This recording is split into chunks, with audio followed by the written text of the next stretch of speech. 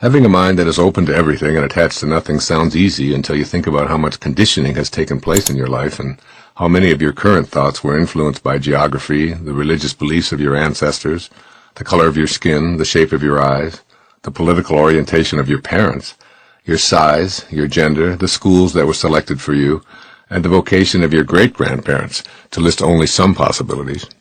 You showed up here as a tiny infant capable of an infinite number of potentialities.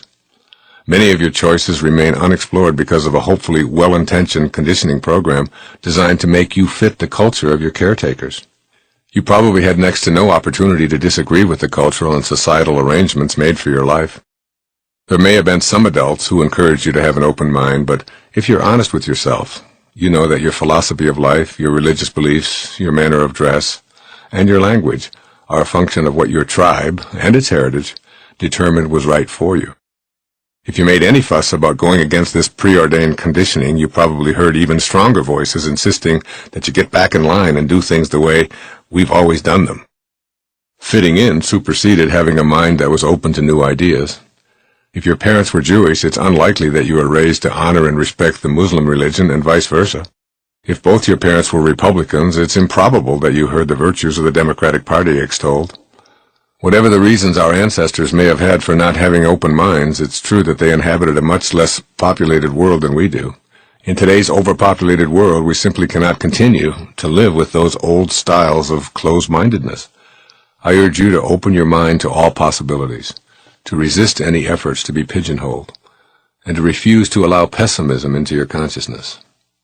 Having a mind that is open to everything and attached to nothing seems to me to be one of the most basic principles that you can adopt to contribute to individual and world peace.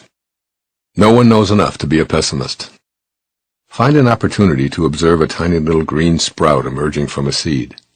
When you do, allow yourself to feel the awe of what you're seeing.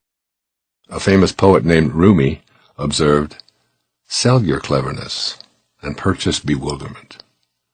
The scene of an emerging sprout represents the beginning of life. No one on this planet has even a tiny clue as to how all of this works. What is that creative spark that causes the life to sprout? What created the observer, the consciousness, the observation, and perception itself? The questions are endless. A short while ago, Earthlings in the space program were moving a tiny vehicle on Mars via remote control. Invisible signals took 10 minutes to travel through space and arrive to make right turns and instruct a scoop to pick up some Martian real estate to examine. We all marvel at such technological feats, but think about it for a moment. In an endless universe, Mars, our closest neighbor, is the equivalent of moving a billionth of an inch across any page that you might be reading. We move a little vehicle on a neighbor next door, and we're so impressed with ourselves. There are billions and billions of planets, objects, and stars in our galaxy alone. And there are uncountable billions of galaxies out there. We are a speck in an incomprehensibly vast universe that has no end to it. Think about this. If we found the end, would there be a wall at the edge of the universe? If so, who built it? Even more perplexing, what's on the other side of the wall, and how thick is it? How can anyone be a pessimist in a world where we know so little? A heart starts beating inside a mother's womb a few weeks after conception, and it's a total mystery to everyone on our planet. In comparison to what there is to know, we're only embryos ourselves. Keep this in mind whenever you encounter those who are absolutely certain that there's only one way to do something. Resist being a pessimist. Resist with all your might, because we hardly know anything at all in comparison to what there is to know. Can you imagine what a pessimist who lived only 200 years ago would think about the world we live in? Airplanes, electricity, automobiles, television, remote controls, the internet, fax machines, telephones, cellular phones, and so on.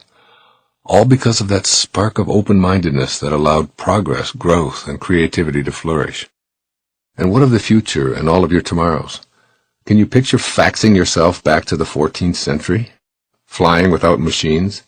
Telepathically communicating, demolecularizing yourself and rearranging yourself on another galaxy, or cloning a sheep from a photograph of a sheep? An open mind allows you to explore and create and grow. A closed mind seals off any such creative explanation. Remember that progress would be impossible if we always did things the way we always have. The ability to participate in miracles, true miracles in your life, happens when you open your mind to your limitless potential.